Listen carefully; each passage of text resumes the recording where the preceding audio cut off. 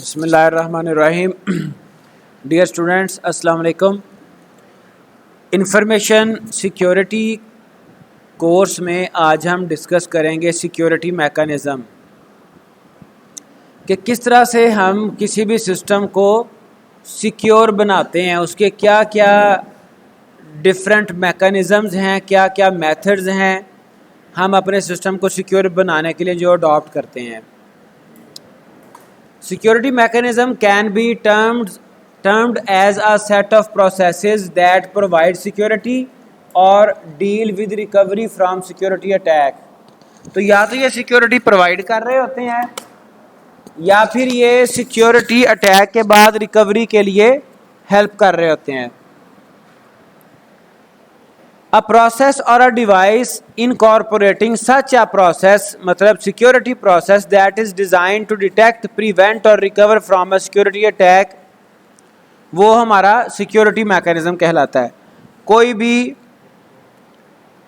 कोई भी ऐसा प्रोसेस, कोई भी ऐसा काम या डिवाइस जो क्या कर रही है, that is design to detect, वो डिटेक्ट करती है अटैक को, या फिर उसे प्रिवेंट करती है, या फिर रिकवर करती है सिक्योरिटी अटैक से, वो क्या कहलाती है? Security mechanism. The mechanisms are divided to be implemented in a specific protocol layer such as TCP for a application layer protocol। sometime ये जो प्रोटोकॉल्स हैं डिफरेंट लेयर्स के ऊपर अप्लाई हो रहे होते हैं। ठीक है जी, आपने TCP IP लेयर्स पढ़ी होंगी, 5 लेयर्स होती हैं। एप्लीकेशन लेयर है, ट्रांसपोर्ट लेयर है, नेटवर्क लेयर है, डाटा लिंक लेयर है, फिजिकल लेयर है, 5 लेयर्स। तो ये प्रोटोकॉल सम टाइम उन लेयर्स के ऊपर अप्लाई हो रहे होते हैं और हर लेयर के अपने अपने प्रोटोकॉल होते हैं। हम यहाँ पे जनरली देखेंगे कि ये कौन कौन से मैकेनिज़्म है। तो ये हमारे पास कोई 8 के करीब मैकेनिज़्म है और इसमें कोई 8 के अलावा कोई 1-2 इजाफी भी डिस्कस किए गए हैं। एनसाइफरमेंट है, डिजिटल सिग्नेचर है, access control, data integrity, authentication exchange, traffic padding, routing control, notarization. ये 8 सिक्योरिटी मैकेनिज़म्स हैं जो कि साइबर अटैक से प्रिवेंट करने के लिए या उसको डिटेक्ट करने के लिए या उसको रिकवर करने के लिए यूज़ किए जाते हैं। सबसे पहले है एनसाइफरमेंट। Encipherment encryption deals with hiding and covering of data which helps data to become confidential। ये डाटा को ऐसे हाइड करता है और कवर करता है जिससे डाटा हमारा कॉन्फिडेंशियल हो जाता है। इसके कई एक आगे एनक्रिप्शन की बेशुमार टेक्निक्स हैं। तो इसमें इसके बैक एंड पे काम कैसे हो रहा होता है, सिंपल सा मैं आपको एक टेक्निक बता देता हूँ। एक यानी कि कई एक टेक्निक्स हो सकती है सिर्फ समझाने के लिए। फर्ज करें कोई वर्ड लिखा हुआ है, वर्ड लिखा हुआ है जी ताहिर। ठीक है, इसको हमने सिक्योर करना है। हम इसमें ये कह सकते हैं, जनरल सा मेथड इसका हो सकता है कि आप जो हमारे पास अल्फ़ाबेट्स हैं उनका नंबर क्या है, मतलब वो अगर काउंट करें A for 1, B for 2, C for 3, ठीक है जी, एंड सो ऑन। तो जो जो उसका नंबर बन रहा है वो यहाँ पे लगा दें। A की जगह पे 1 लगा दें,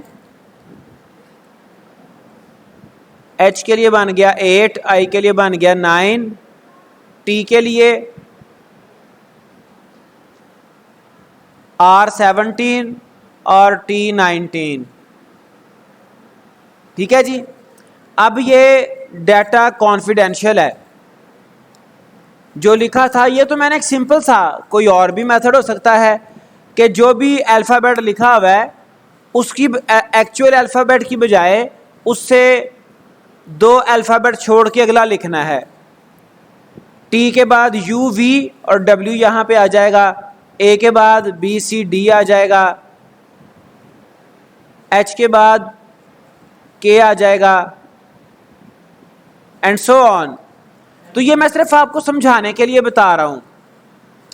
एक्चुअली ये जो एनक्रिप्शन टेक्निक्स हैं ये मैथमेटिकल एल्गोरिदम्स होते हैं जिनको एनक्रिप्शन का उलट होता है डेक्रिप्शन।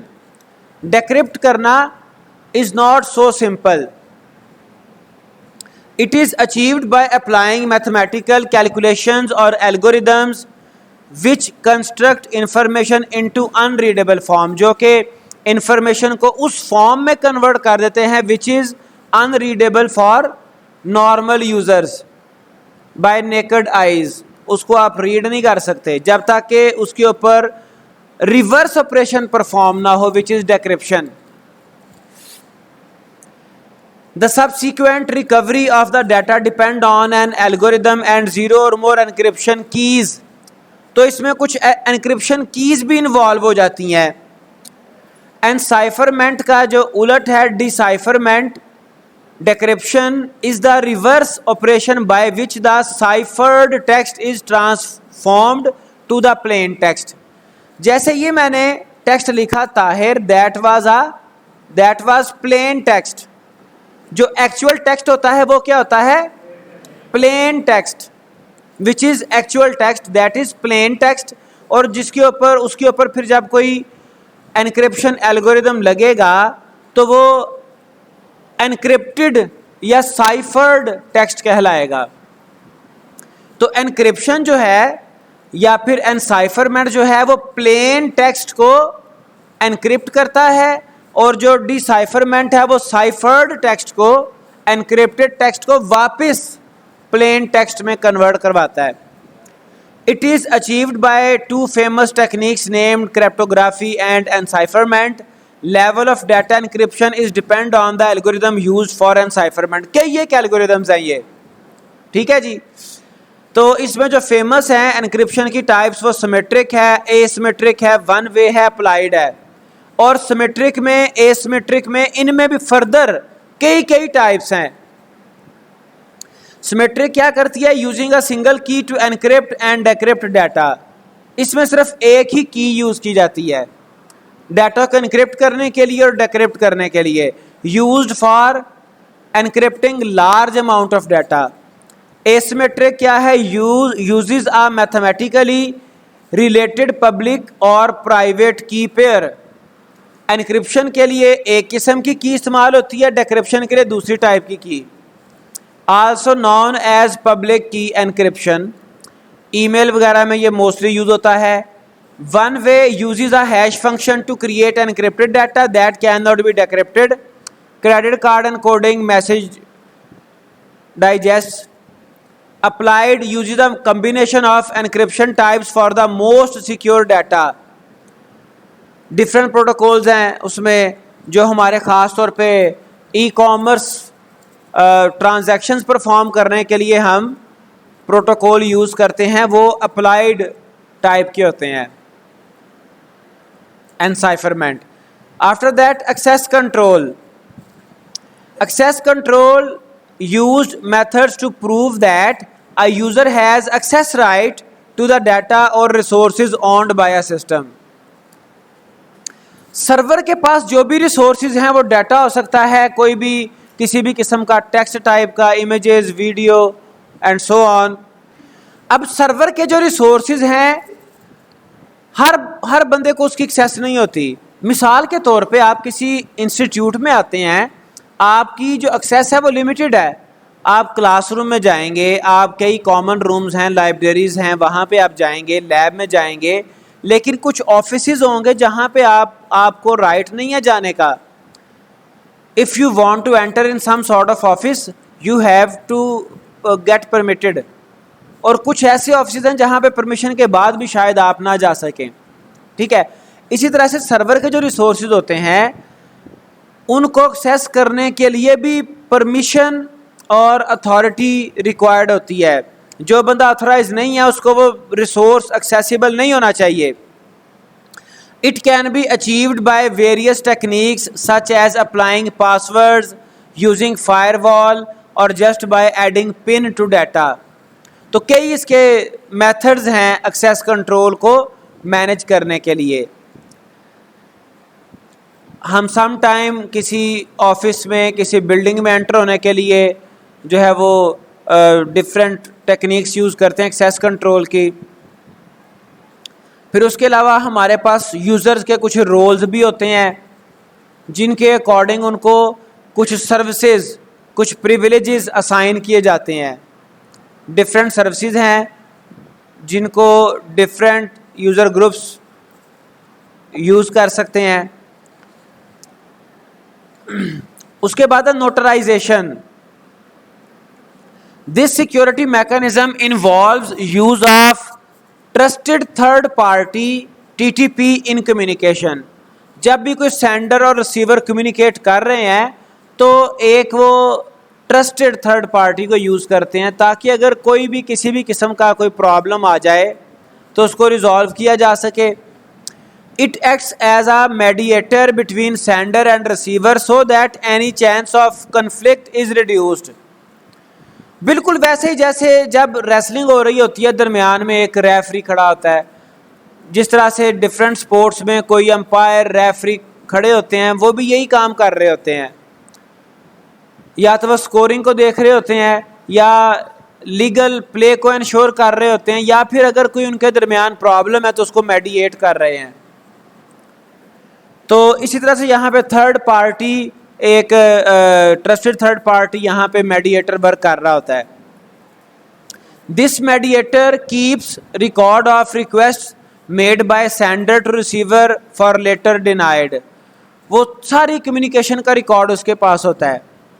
जो सेंडर ने रिसीवर को कोई भी डाटा उसने रिसीव किया, सेंडर ने सेंड किया, रिसीवर ने रिसीव किया, उसका रिकॉर्ड उसके पास होगा।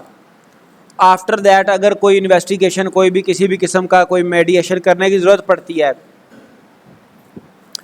Notarisation mechanisms can be used to assure certain properties of the data communicated between two or more entities. अब ये क्यों यूज़ किया जाता है? ये डिफरेंट इसकी प्रॉपर्टीज डाटा की उसको इंश्योर करता है, such as its integrity, origin, time और डेस्टिनेशन। इंटेग्रिटी से मुराद ये होती है कि डाटा जिस फॉर्म में आया था क्या उसी फॉर्म में है, सेंडर ने जिस फॉर्म में सेंड किया था रिसीवर के पास वही फॉर्म जानी चाहिए। फिर इसका ओरिजिन कौन सा है, एक्चुअल सेंडर कौन सा है, किस टाइम पे ये ओरिजिनेट हुआ था, ठीक है जी, और जाना कहाँ कहाँ पे है। तो ये इसमें चीज़ों को इंश्योर किया जाता है। Data integrity.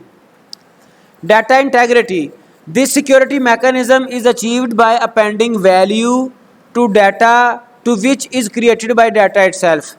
ये डाटा के साथ कुछ वैल्यूज़ अपेंड कर देता है, कुछ एक्स्ट्रा चीज़ें उसके साथ अटैच करता है जो कि एट द रिसीवर एंड वो आहिस्ता आहिस्ता डिस्कार्ड कर दी जाती हैं। और पर्पज़ ये होता है कि डाटा की इंटेग्रिटी को इंश्योर किया जाए।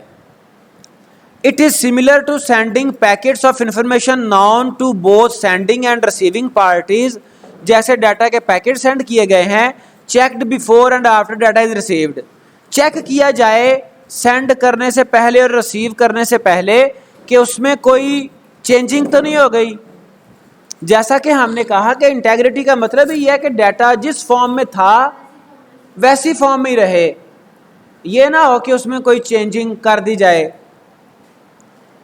When this packet of data which is appended is checked and is the same while sending and receiving, data integrity is maintained। अगर वो सेम है, सेंडर ने जब सेंड किया और जब रिसीवर ने रिसीव किया उस वक्त भी चेक किया गया, रिसीविंग पे भी चेक किया गया, अगर वो सेम है so that it's integrity is maintained. इसके लिए सम टाइम कोई एक मैकेनिज्म, कोई दो या कम्बिनेशन ऑफ मैकेनिज्म्स यूज किए जाते हैं।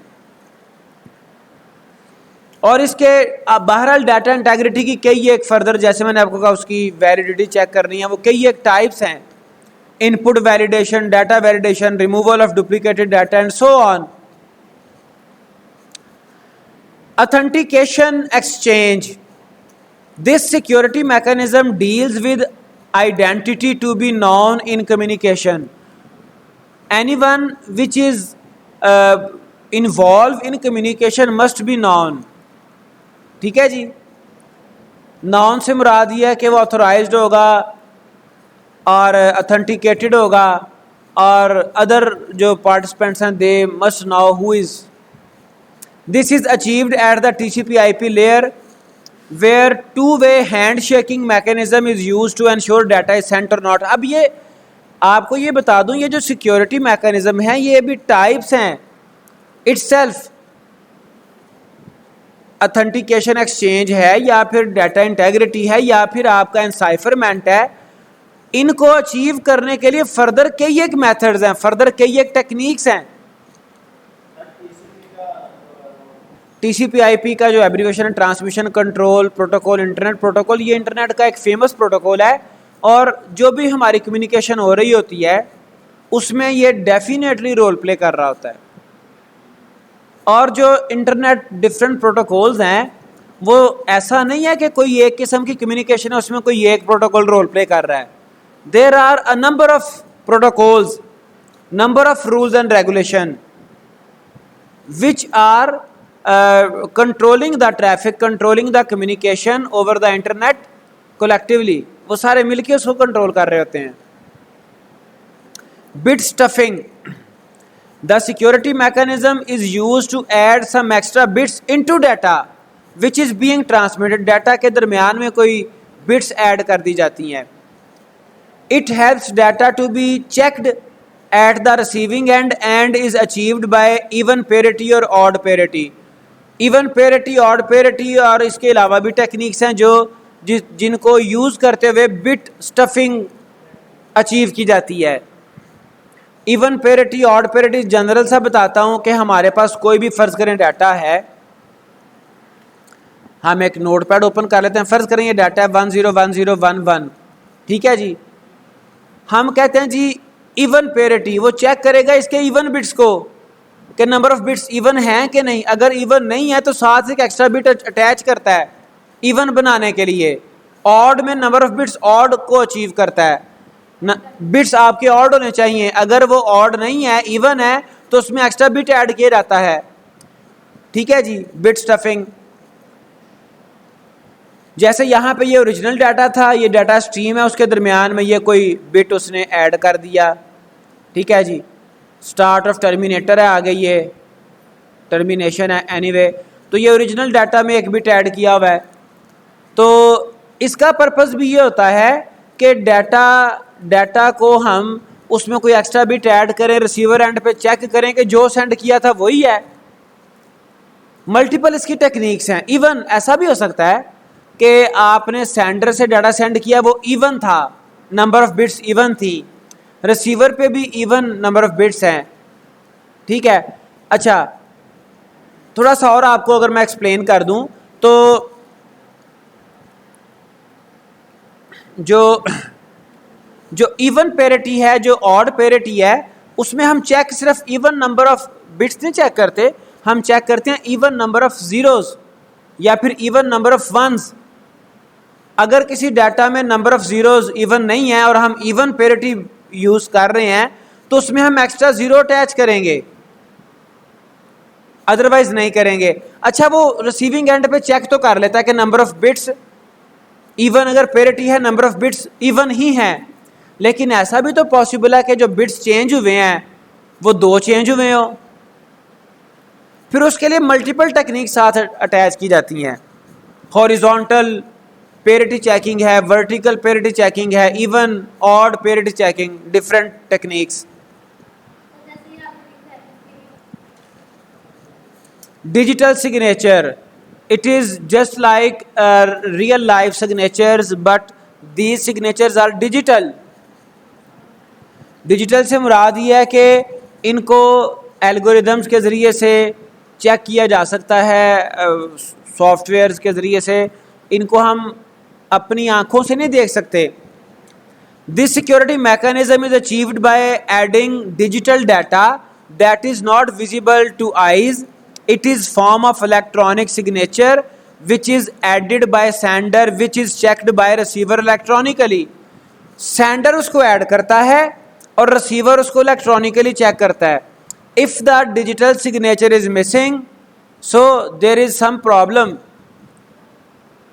might be data has been changed, might be some other problem has been occurred. This mechanism is used to preserve data which is not more confidential but sender's identity is to be notified. ये खास तौर पे वहाँ पर use किया जाता है जहाँ पे डाटा में भी इतना कॉन्फिडेंशियल ना हो, लेकिन जो सेंडर है उसको इंश्योर करना हो कि डाटा स्पेसिफिक सेंडर से ही आए। ठीक है जी। बेशुमार सिचुएशंस होती हैं जहाँ पे इंस्ट्रक्शन गाइडलाइंस किसी खास बंदे से आए तो ही फॉलो की जाएंगी, अदरवाइज नहीं। तो उस डाटा के ऊपर डिजिटल सिग्नेचर अप्लाई किया जाता है ताकि ये इंश्योर हो जाए कि ये डिजिटल सिग्नेचर जो है फलां सेंडर का है और उसको चेक किया जाए, पता चल जाए कि उसकी तरफ से डाटा आया हुआ है।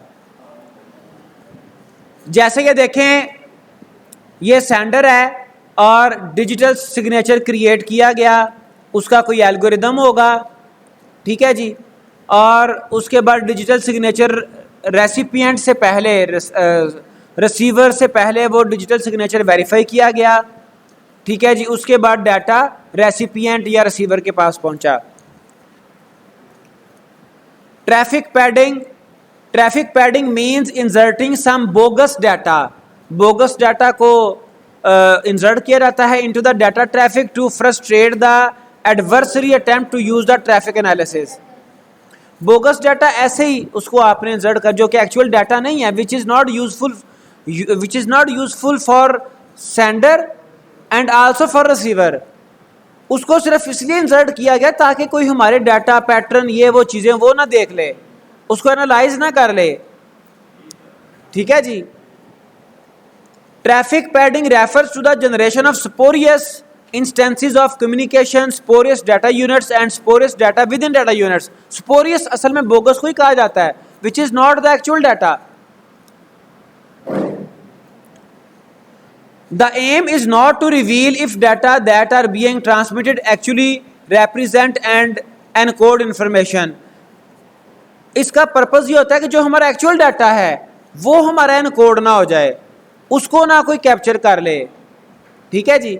और हमारी जो डाटा सेंडिंग पैटर्न है उसको ना कोई देख ले, उसको कोई एनालाइज ना कर ले। अगर देखें ना, मैं आपको इसको सिंपल एक एग्जांपल से बताता हूँ। जब किसी घर में कोई डाका वगैरह डाला जाता था पुराने वक्तों में, जब मतलब इतने हथियार नहीं होते थे, अब तो जिसके पास वो गन है वो जनाब जो मर्जी कर ले, तो वो पैटर्न देखते थे कि इस घर में बंदे कब आते हैं कब जाते हैं, तो उसको वो एक्सप्लॉइट करते थे। किस वक्त सिक्योरिटी जो है वो वीक होती है। जैसे यहां पे देखें, ये हमारे पास discontinuous plain text input, continuous random data generator, जो कॉन्टिन्यूस डाटा आ रहा है उसके साथ कोई डिसकॉन्टिन्यूस प्लेन टेक्स्ट भी इंसर्ट किया जा रहा है और कोई साथ एल्गोरिदम वर्क कर रहा होता है, और जब वो एल्गोरिदम अप्लाई होता है फिर फर्दर हमें कॉन्टिन्यूस साइफर टेक्स्ट ही मिलता है। पर्पस यही होता है कि हमारा डाटा सिक्योर हो जाए। राउटिंग कंट्रोल, अब राउटिंग क्या होती है? जब डाटा एक जगह से दूसरी जगह पे बजरिया इंटरनेट जाता है, जिस तरह से हमारे रियल लाइफ में राउट्स होते हैं, रोड्स होते हैं, और एक डेस्टिनेशन से दूसरी डेस्टिनेशन तक कई एक राउट्स हो सकते हैं। आपने यहाँ से कराची जाना है, कई एक राउट्स होंगे। आप बजरिया प्लेन जा सकते हैं, आप बजरिया एक और रोड है, दूसरा है बजरिया ट्रेन, कई तरीक़ों से जा सकते हैं। तो यहाँ पे भी राउटिंग से मुराद यही है, हमारे पास कई एक वेज होते हैं जाने के। तो राउटिंग कंट्रोल से मुराद है डाटा जो जा रहा है उसको भी किसी एक राउट से हर दफ़ा ना भेजा जाए। Routing control means selecting and continuously changing different available routes between sender and receiver to prevent the opponent from eavesdropping on particular route. ये ना हो कि वो एक राउट के ऊपर जनाब वो किसी ने डाटा को क्रैक करने के लिए राउट उसके ऊपर अपना सिस्टम लगाया हो, तो उसको हम अपने राउट को फ्रीक्वेंटली चेंज करते हैं, डिफरेंट राउट्स के जरिए से डाटा सेंड किया जाता है।